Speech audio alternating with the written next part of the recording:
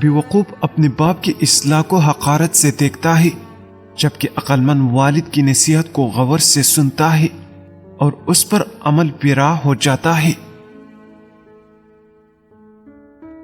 شکستہ خاطر کے اگلے پچھلے سب کے سب دن رات برے ہوتے ہیں، مگر جو خوش دل ہوتے ہیں وہ ہمیشہ خوشی سے ہمکنار رہتے ہیں۔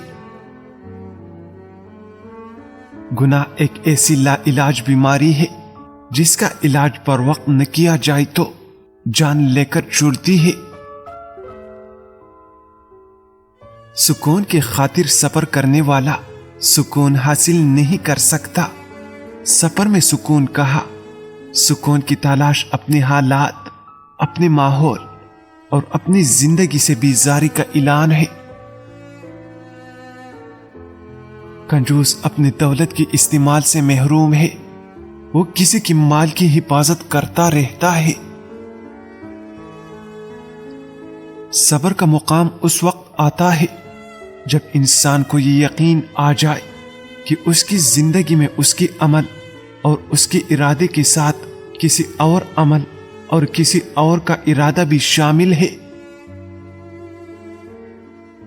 لہسن میں شہد اور دہی ڈال کر چہرے پر لگا کر سو جاؤ، 3 دن میں 40 سال والا چہرہ 18 سال جیسا نظر آئے گا۔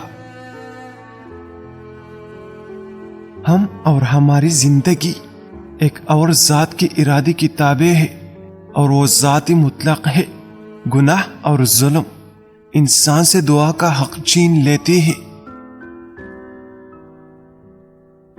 دعا یہ مانگنی چاہیے کہ اتنا کرم نہ ہو کہ ہم اس کی یاد سے غافل ہو جائیں، اور اتنا ستم نہ ہو کہ ہم اس کی رحمت سے مایوس ہو جائیں۔ نظام کائنات کو چلانے والے اللہ کے برگزیدہ بندے ہیں کہ تمام امور پر پست و کشادگی کے زیر فرمان ہے۔